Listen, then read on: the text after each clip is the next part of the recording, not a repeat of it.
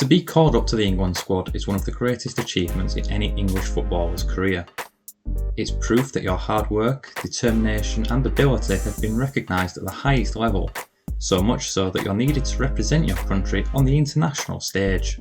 While some players break through at a young age, described as the next great saviour of English football before fading away into oblivion, others enjoy their peak at a later age, continuing to be selected even as they approach retirement. With that said, here are the 10 oldest players to represent England post-war. Number 10, Martin Keown, aged 35 years, 306 days. Keown's debut for England came aged 25 against France back in 1992, before making Graham Taylor's squad for that year's Euros and surprisingly playing all 3 games. After Taylor was sacked, Keown was ignored by his successor Terry Venables for the entirety of his reign. Keown was recalled to the squad after a 4-year absence by Glenn Hoddle in 1997 and was an unused member of the squad that went to the World Cup in France a year later.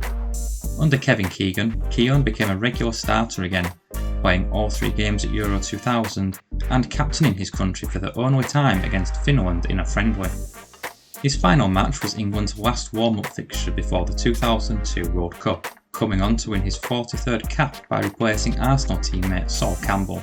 This match was also notable for being Nigel Martyn's last England appearance, at the age of 35 years and 288 days, making him number 11 on this list.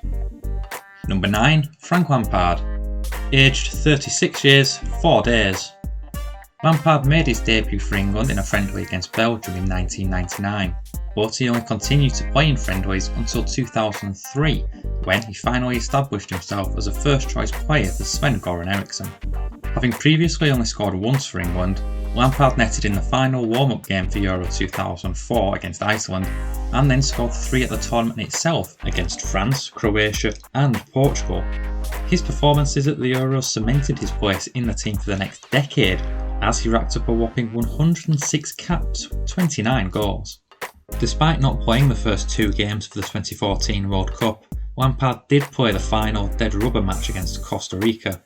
It was his last appearance for the Three Lions, and a disappointing end to the career of one of England's greatest ever midfielders. Number 8, Teddy Sheringham, aged 36 years and 80 days.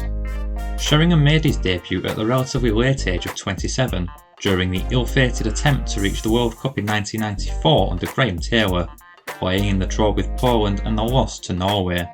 Despite this inauspicious start to his England career, Sheringham featured consistently under Terry Venables and Glenn Hoddle, and was a key player at Euro 96, scoring twice in the 4-1 demolition of the Netherlands.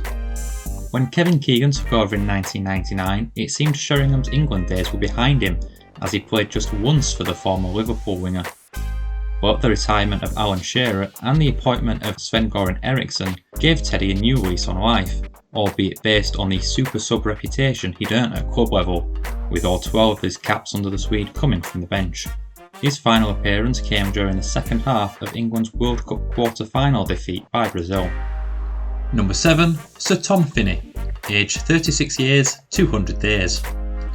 Sir Tom was one of 9 players to make their debut in the first post-World War II match against Northern Ireland, which finished 7-2 to England, with Finney getting on the scoresheet. Finney scored 8 times in his first 8 internationals, before finishing with a record of 30 goals in 76 appearances, putting him joint 7th on the all-time goalscorer list for the Three Lions, alongside Nat Lofthouse and Alan Shearer. Arguably Finney's finest moment for England came in a 5-3 victory over Portugal in May 1950, where he scored 4 times. But arguably the worst moment of his career came just 1 month later, as he was part of the team that lost 1-0 to an American team made up of amateurs at the World Cup. It was a score so bizarre that multiple newspapers worldwide assumed it had to be a misprint from the telegraph operator, and reported a 10-1 victory to England instead. Finney's final match was a friendly versus the USSR in October 1958, which ended 5-0 to the Three Lions. Number 6, Stuart Pearce, aged 37 years, 136 days. Psycho Stuart Pearce made his debut for England aged 25 against Brazil in 1987, and became a regular during qualifying for Italia 90, eventually playing every game of England's run to the semi-finals at the tournament itself. Pearce was a constant fixture of England teams under Sir Bobby Robson, Graham Taylor and Terry Venables, before finding chances are limited at the tail end of his career under Glenn Hoddle. Psycho played at major tournaments in 1990, 92 and 96 and made an impressive total of 78 appearances for the Three Lions, including 10 as captain. He finally hung up his international boots after a 0-0 draw with Poland in a European Championship qualifier in 1999. Number 5. Les Compton, age 38 years, 70 days. A short but sweet entry here, as Les Compton won just two England caps, yet finds himself amongst the oldest post-war England players. Compton holds the distinction of being the oldest ever outfield debutant, making his first appearance just 1 week before his second, and he's the oldest post-war debutant in any position. Compton is one of Arsenal's longest ever serving players. Having joined the club in 1930, he spent his entire career with the Gunners until retiring in 1952. Number 4. David Seaman, age 39 years, 27 days. David Seaman is best remembered for 3 main reasons. 1. Having a funny sounding surname. 2. That ponytail and moustache combo. And 3. Being left embarrassed by Ronaldinho in the 2002 World Cup. It may surprise people to know that the World Cup wasn't the end of his England career. The end came 4 months later in a Euro 2004 qualifier against Macedonia. The game finished 2-2 and saw Seaman concede directly from a corner kick, after which he was replaced by David James.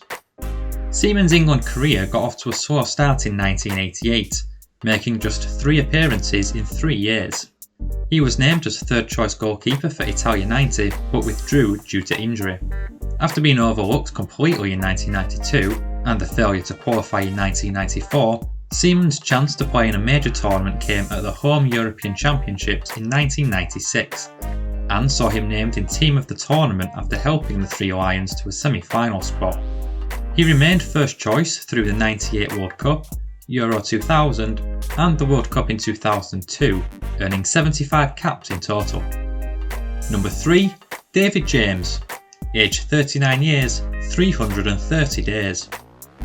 As we've just mentioned, James took over from David Seaman as England's number 1 for the rest of the Euro 2004 qualifiers and at the finals themselves. He lost his place to Paul Robinson in 2005, though he was still selected in squads, going to but not playing at the 2006 World Cup.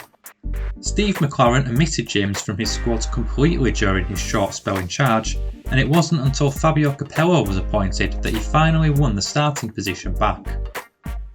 Injury problems threatened James's chances to play at the World Cup in South Africa, but Rob Green's howler against the USA in the opening game opened the door for James to play the rest of the matches. A 4-1 hammering by the Germans knocked England out of the tournament and, just a month shy of his 40th birthday, signalled the end of David James's England career.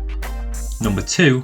Peter Shilton, aged 40 years, 292 days. The most capped England player of all time, Peter Shilton is one of just 2 men to represent the Three Lions after turning 40. Throughout the 70s, Shilton had a running battle with Ray Clemence for the number 1 shirt, and even lost it to the Liverpool goalkeeper during Don Revie's short stay in charge. The battle for supremacy wasn't decided until the 1982 World Cup, with Shilton earning the first start against France and keeping the shirt throughout the tournament. With the appointment of Sir Bobby Robson, Shilton's place in the team was assured until he retired in 1990, with 61 of Shilton's 125 caps coming after turning 35 years old. Shilton hung up his international gloves after Italia 90, his final game coming in the 3rd place playoff against the hosts Italy. And at number 1, Sir Stanley Matthews, aged 42 years, 103 days. Affectionately referred to as the Wizard of Dribble, Sir Stanley Matthews is not just the oldest post-war England player, but the oldest of all time. Despite an international career spanning 22 years, the legendary winger received just 54 official caps due to the outbreak of World War II, although he did play roughly 30 unofficial wartime matches as well. The ageless wonder continued to play club football until the age of 50 and is still the only professional footballer to play while knighted by the Queen after receiving the honour early in 1965.